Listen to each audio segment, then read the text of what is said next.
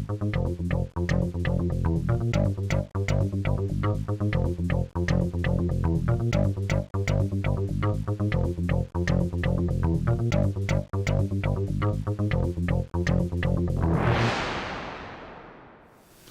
day, DragonCon. Welcome here to the Media Suite. I'm with the one, the only, the man of many voices, Peter Linz. Thank you very much, sir, for coming. Thanks for having me. It's a pleasure to be here. So, for those of you that might not be familiar with your face, because you're Count yourselves lucky. So you are in this little film that came out not too long ago. I got to be in a little movie. Yeah. It was a tiny little part. It was a small part. Well, yeah, there are no small parts. Well, I mean, even physically small, I guess, small in stature. Yeah, you know, that's fair to say. For everyone else, but it was a kind of a Muppet presentation. It was kind of a Muppet Muppet thing. joint, if you would. I don't think I would. No, you would not. I don't think I would. That's a fair question. Well played, sir. Well played. But yeah, so Muppets, you guys are back out in the spotlight after, seriously in the spotlight, and it's just fantastic. And so thanks, for coming back. And I know you were kind of Thank you. Huge in that, obviously, with Walter. Did you do any other secondary parts in that as well? Because I know you tend to do a lot of we all do. We all do a lot of different things. Of course. I mean, we're always right-handing, assisting other performers.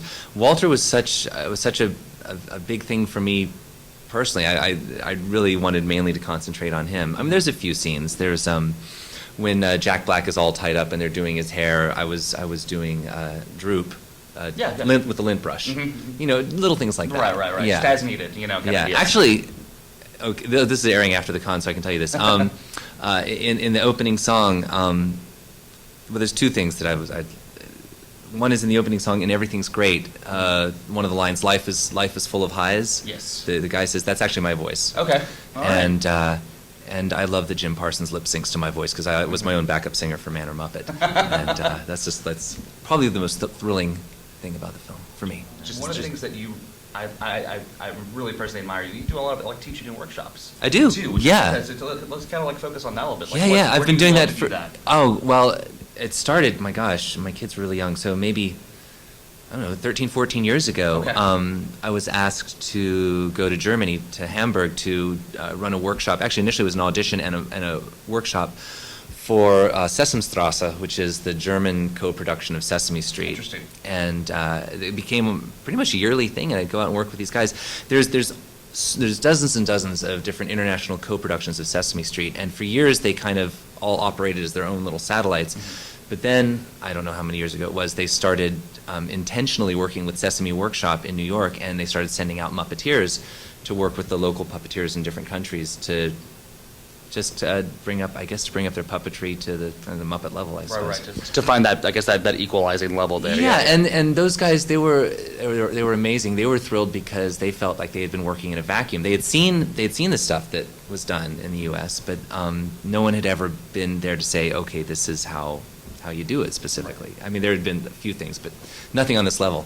Anyway, so I've been to Germany. I've worked with the Plaza Sesamo in Mexico. Yeah. Kevin Clash and I went to Shanghai last year, 2 years ago, to run auditions for Chinese Sesame Street. That must have been fantastic. It was pretty fantastic. we were there for 2 weeks, auditioning these young kids who they didn't know the characters. I mean, and we were even auditioning some mostly women actually for Elmo, mm-hmm. and they would put Elmo on and they don't know who he is, mm-hmm. And Big Bird too. It was bizarre, but it was cool. Do you find that the convention? This is obviously the first time you've been to DragonCon, so I imagine this is kind of a different world. Yeah. To a degree. Like, it's only the first day, but what's your kind of feeling for everything? Yeah, I'm completely overwhelmed. It's amazing people watching. The costumes are incredible. It's I'm overwhelmed. I get that a lot, actually. I'm sorry, I'm not going to be able to be more articulate than that just yet. That's it's fine. Great. It's great, and I'm here with my twin girls, and they are hugely into anime and manga, and they've been working for weeks in the basement ferociously doing building the costumes. Mm-hmm. Building Are they dressed as giant robots that form together into one mega robot? No, they're actually today they're characters from Bleach. Okay. Tomorrow they're characters from See, it's their thing. It's not my thing. So. I've worked at Mid-Cons for a long time, and I still have no clue what any of it is. So I'm right there. I'm right there. One last thing.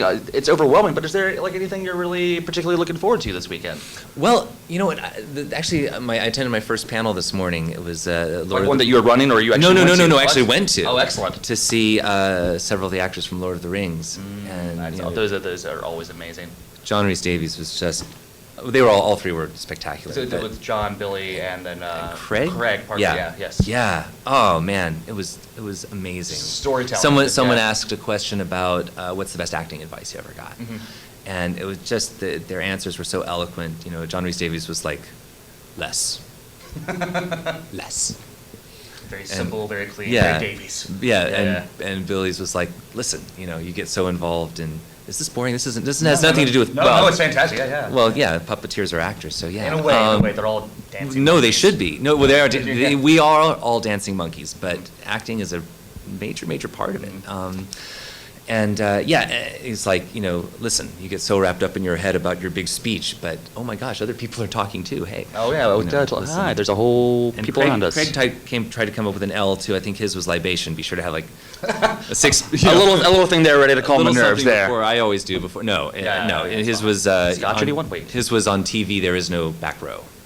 I like that. Yeah. Anyway, very it was excellent. wonderful. So what's your tip? What is your acting advice that then begins with the letter L? This brought to you by the letter L. You know, I don't actually. It's funny because the question made me think of that. It's not an acting tip as so much as something Frank Oz once said to a group at a puppet conference, and someone asked him about how do you do all those voices, and Frank very quickly said, "I don't do voices. I do characters."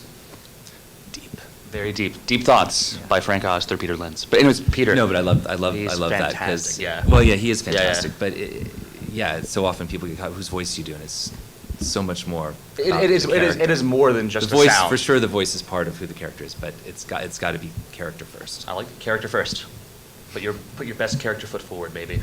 I'm not sure. I'm just making this up as I go along. Okay. I don't get paid to be here. I don't get paid to be here. It's fine. Peter, thank you for the chat. It has been just Thank you. fantastic Enjoyed for it. you being here. And maybe Thank you. we'll see you again. We'll see if I get invited back. I hope I don't suck. So don't mess it up. Don't mess it up, all right? No pressure. I know. No pressure. All right, well, thank you, everyone, and we'll see you next time.